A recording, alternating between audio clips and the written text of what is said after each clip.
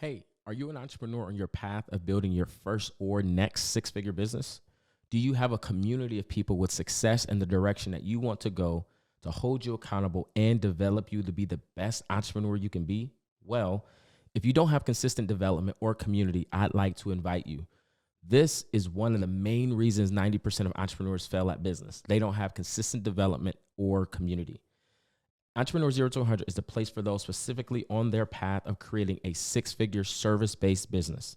And inside Entrepreneur Zero to 100, we cover things like building the perfect offer to have clients rolling through the doors, money mindset so you know how not to fumble the bag once you get it, systems and hiring virtual assistants to automate your business, sales and building your own sales teams, social media and creating content that sells, weekly group coaching calls. You even get a one-on-one call with myself once per month to ask any questions and peel back the layers in your business. And too much to cover here. If you're interested in joining, it is only $1 to join for a limited time using our $1 promo code. This will give you access to our weekly live group coaching calls where you can get your questions answered, and you also get to meet and connect with other entrepreneurs on the inside. To take advantage of this offer, send me a DM on Instagram at _Justin Carter, or you can visit our website at www.pivotbizz.com/EZ100 for more information. Link is also found in the show notes.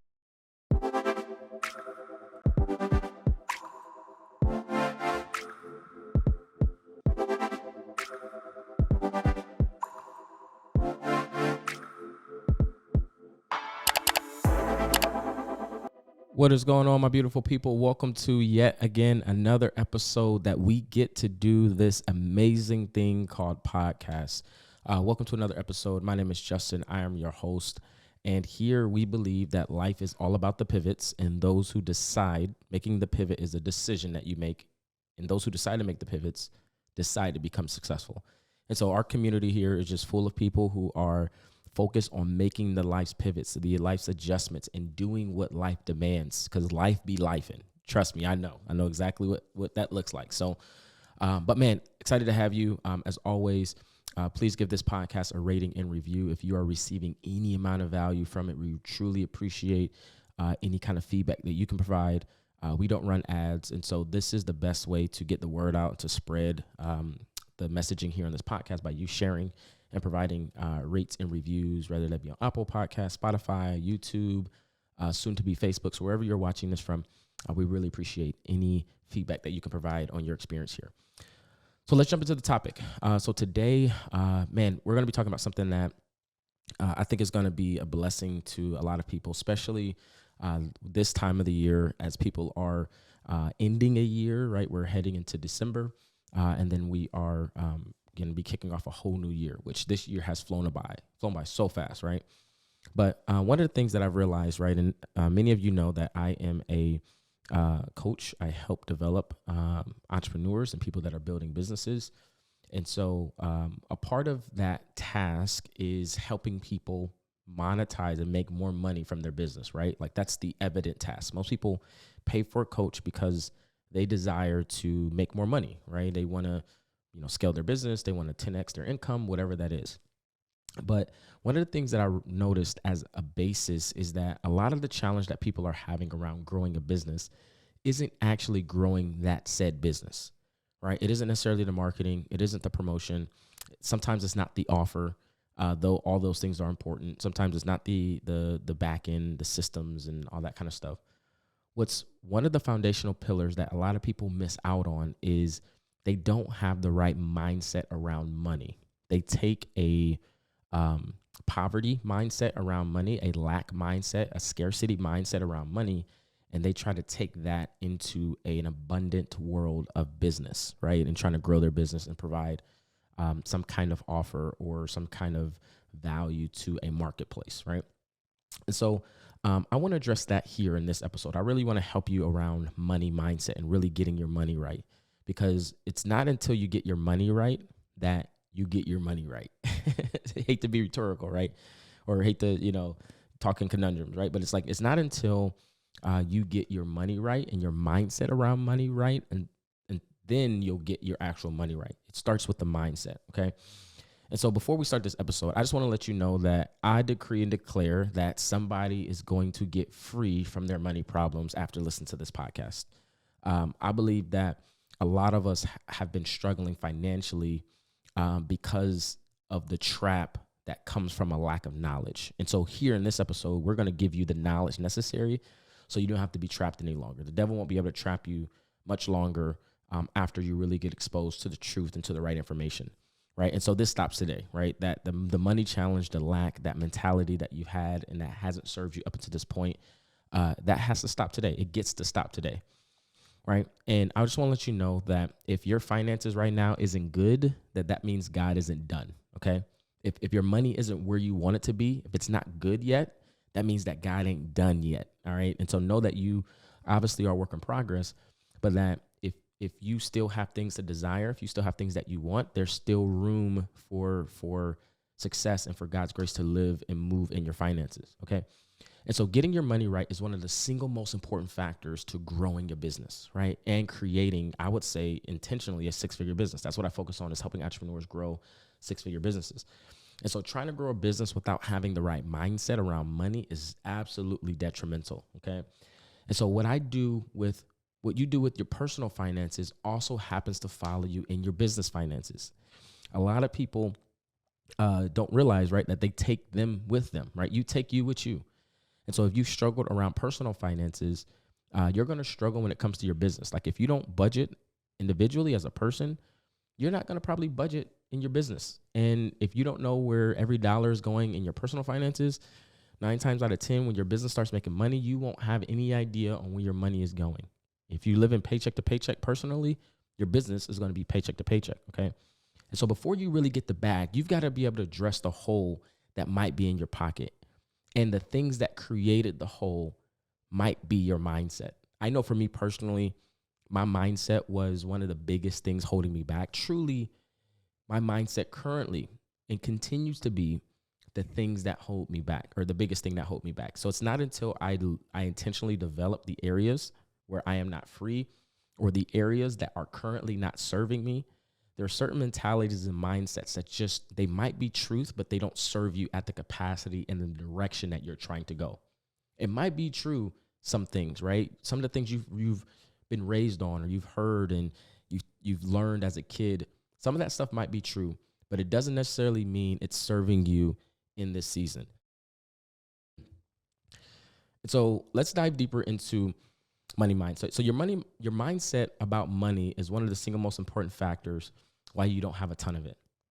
People that have a ton of money, they have a correct perspective of attracting money. People who don't have a lot of money, typically 9 times out of 10, they think of money differently, right? And so I will say first that not having money is very expensive. When you don't have money, right, everything costs more. The less money you have, the more things cost. Ain't that crazy? Right? Like when you are living paycheck to paycheck and you don't have enough money, you become a risk to everything.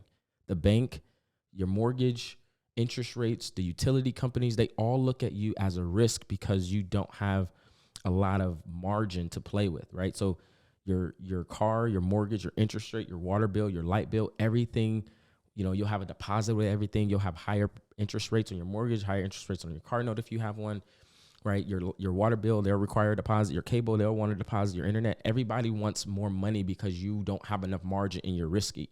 So it's more expensive actually be broke than it is to be rich, right? So today, you are going to attack every limiting belief you have around money. And at the point that the question is, like, at what point did you begin settling, right? At what point did you begin to settle for the life that you have and the finances that you have and the mindset around money that you have? And do you still have the dreams you did when you were a kid, right? Do you still have the perspective you did as a kid? Do you still have the excitement and the vigor and the no bounds and the no limitations mentality around money? Or has life and your experiences and your credit score jaded what you thought was possible? Have you pulled back your level of expectation because of what you've experienced in the past? And so now you're trying to actually build wealth and get more money, but you didn't realize that you moved the goalpost way back.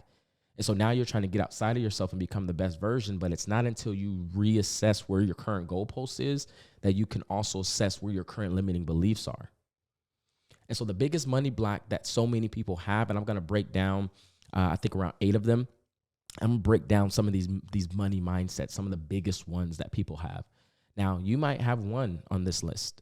You might have 3 or 4. I'm not sure where you'll land, but or you might not have none on this list. You might have perfect money mindset. Your money might be perfect, and your mindset around money might be perfect. Okay, which I doubt, by the way. I highly doubt. So let's talk about the first one. So the first one is this mindset, and these are mine. These are things that I came up with. And so here's one of the first money blocks: is that making money has to be hard and it has to take a long time. If you think that making money has to be hard and it has to take a long time, that is a big money block for you. I remember I connected with a guy. His name is Myron Golden. Shout out to Myron Golden. And he was the first person that ever told me that it is much easier to make a lot of money in a little bit of time than it is to make a lot of money in a long period of time. It blew my mind, right? Someone said, hey, it's much easier to make $100,000 in 10 weeks than it is to make $100,000 in 10 months. And I'm like, how, right? My mindset was, oh, it's got to be hard and it's got to take a while to make money, okay? That was a big one. Let's get to number 2. This is a block that thinking money is made and not attracted. Whew. Money is not made. Money is attracted. Money is a currency. Money is like electricity. Money is actually spiritual. And it's not made. It's attracted. It's not made. It's attracted. I'm going to say that again. Money is not made. You don't make money. You attract money. You attract money by the person you've become. And if you don't like the money you've got, it's because the person you are has not attracted money at the level that you want. And so if you want more money, you've got to become more person. You've got to develop yourself. You've got to be intentional about becoming the best version of yourself and truly maximizing everything on the inside of you. Because listen to this, the desires that you have around money those desires often are God-given, but you aren't moving in the things that God has given you. So you've got the desire, you've got the visibility, you've got the heart of wealth, and you've got the heart to develop yourself. You got the heart to have nice things, but the work ethic as well as the output that you've gained that you haven't moved on yet hasn't yet substantiated to connect with the desire that you have. So know that the desire that you have could be from God, but you also have to be able to connect your gift and your ability and move in that way, in that direction to get what your desire is wanting, right? Here's another one. Let's get to number 3.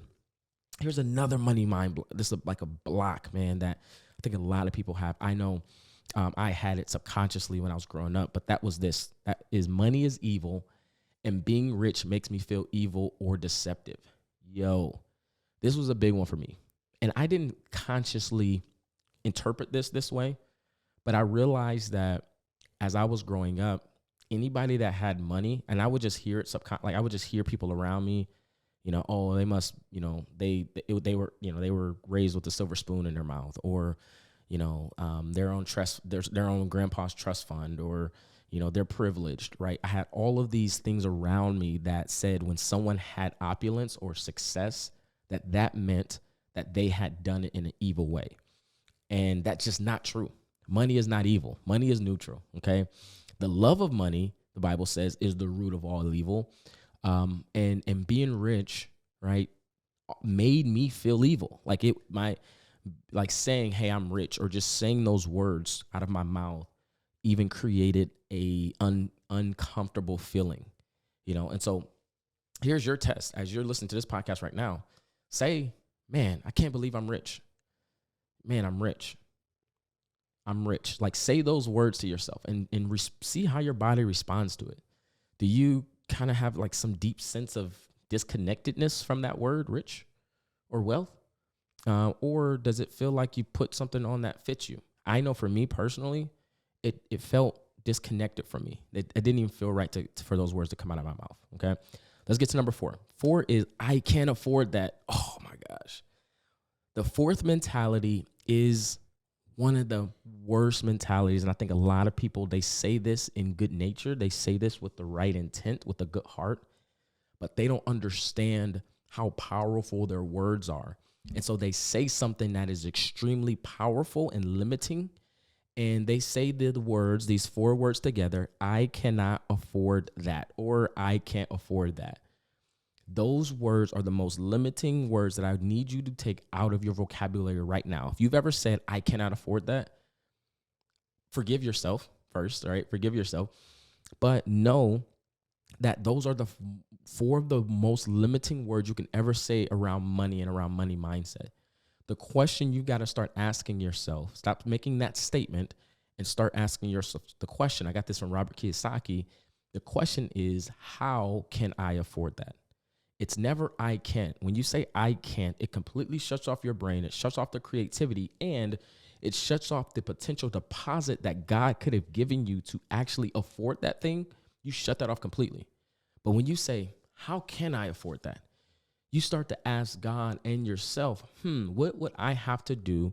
What value would I have to create? What business would I have to create? What thing would I have to put out there? How would I have to serve people? What job would I need to get? What degree requirement would I need to go for? You start to give yourself empowerment, because now you could solve the problem. You get to solve that equation, okay? So that's number 4. It's a huge one. Don't ever say those words again. I cannot afford that. Out of your vocabulary, all right? Let's get to number 5. 5 is not forgiving yourself. I think this is a huge money block. Not forgiving yourself for the money mistakes you've made in the past. Deep breath, family. I need you to forgive yourself for all of the money mistakes and the money fumbles and what you've destroyed and what you've ruined around money. I need you to forgive yourself from all of those things that you've done around money. I believe we have so many mindset blocks because you just haven't forgiven yourself yet. You destroyed your credit score 5 years ago, and you quite frankly feel like a bad person. And it's a blot and a stain on your moral compass and your character. And now you've used that to pacify a ignorance that it's now time to learn more about. It's now time. I'm giving you the information. Once you hear this, you can't go back. All right. So you out here now. We out in the deep end. You can't go back. Right. So you got to be able to forgive yourself for all the money mistakes that you've made in the past. If you don't forgive yourself there, you will not be free enough to be able to truly walk in the abundance that is freely available for you to walk into. Let's get to number 6. Wealth. Here's the money block. Wealth or getting rich is for other people and not me. This is another one, huge one for me. Honestly, guys, I think all of these were mine. I just, really was thinking through what were my money blocks. And all of these were things that I had to process through individually. And some of them I'm still working through. But one of the big ones was that wealth and getting rich was for other people, and it wasn't for people like me. It wasn't for people that came from where I come from or experienced what I experienced or have the background or the education that I have, right? Money and getting rich and getting wealth was for other people and not me. That's a huge one. Let's get free of that one. That's a huge block, okay? Money and wealth is for you. It is your birthright. You are wealthy. You are a person of wealth. You are a person of means. You're a person of riches. You are the lender and not the borrower. These become statements that you have to begin to speak over yourself to brainwash yourself on the right things and not the wrong things, right? We're brainwashing ourselves on these things, okay? Let's get to number 7. Number 7 is I've got to make money before I invest money. I've got to make it before I invest it. I've got to make money before I give money. I've got to make money before I invest money. This is a huge money mind block because it's the concept of I've got to reap before I sow. And if any of you are familiar with, agriculture or familiar with planting or gardening or anything like that, you know that you have to first sow before you can reap. That is a principle. It's also in the Bible, right? You reap what you sow. You don't sow what you reap, okay? You reap what you sow. And so If you are struggling with investing money, probably because you feel like you got to make more to start investing. And that's a money block. That's not true. Uh, you've got to have the mentality that I got to invest to actually get a harvest. That if I don't have a harvest now, it's because I haven't invested at the level in which the harvest that I desire.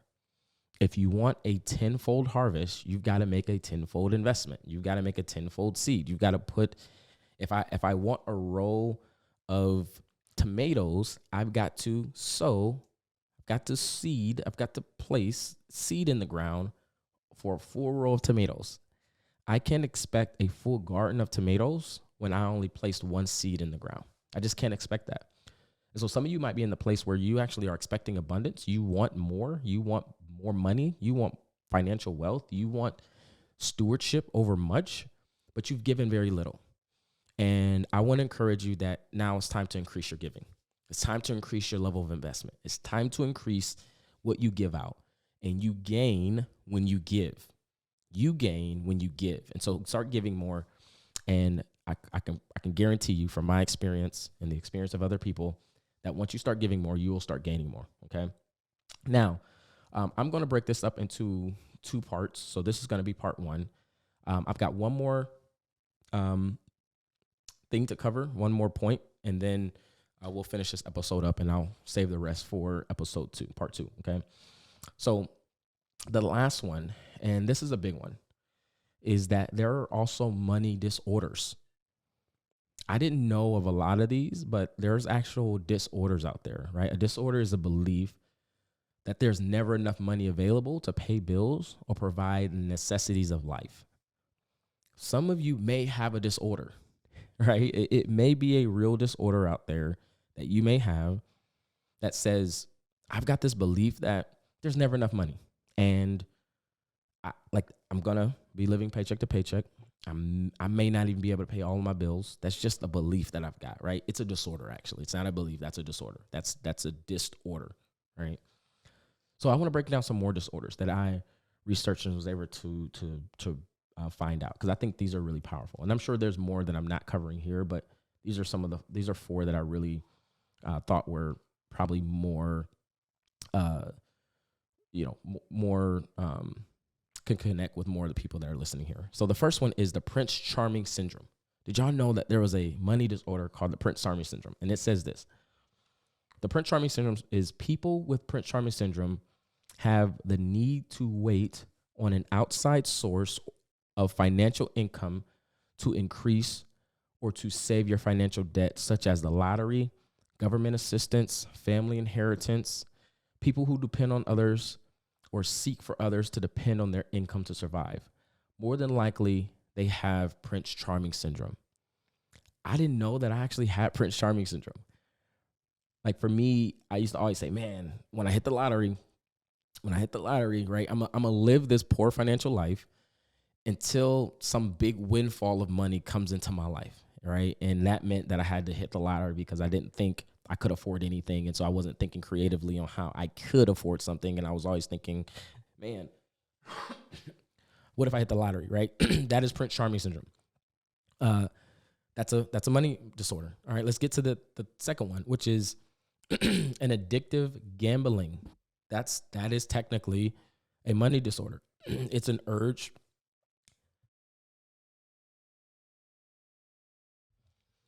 It is an urge to gamble continuously despite harmful negative consequences or a desire to stop. That is gambling disorder, right? You just give all your money away. You're at the casino, you're betting everywhere you can, and it's just this disorder where you have this urge to continuously gamble despite how harmful it is. I know there's people they've lost their family, they've lost their homes, they've lost cars, they've gone bankrupt, right, because of gambling and gambling addictions and things like that. All right, so that's a big one.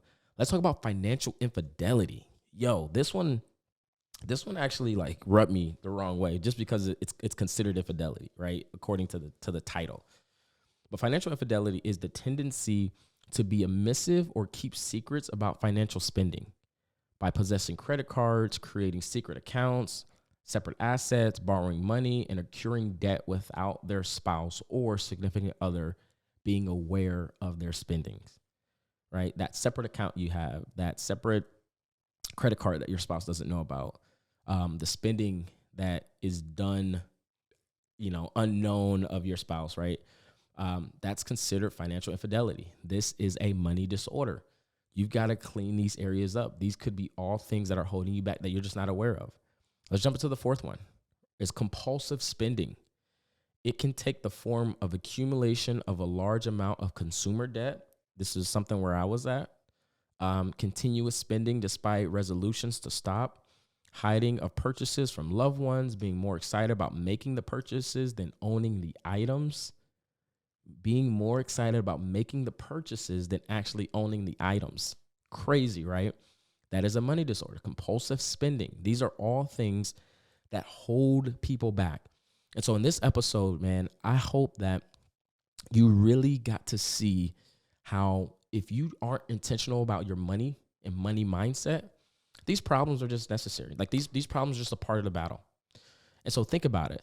Often your ignorance, we talked about this at the beginning of the episode, no longer should you struggle for lack of ignorance. You know the information now. Like I've given you the information. Now you have the ability to research, Google, all of that kind of stuff more to go deeper into the potential challenges that you're having, right? So with this information, the question is, what are you going to do with it?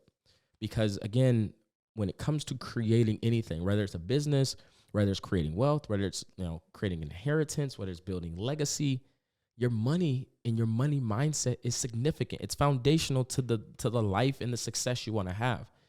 And so if you don't intentionally look at these money mind blocks as things that are holding you back, you will go without and not even know why. Okay.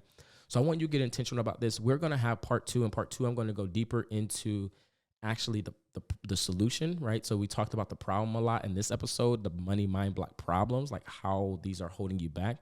But in part two, I'm going to dive deep into how you overcome all of this, right? And how you get out of that mentality, right? To be able to have the life of opulence and the life of success and wealth that you want to have, all right?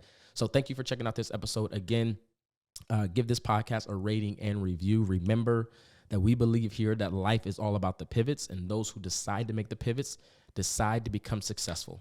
Peace.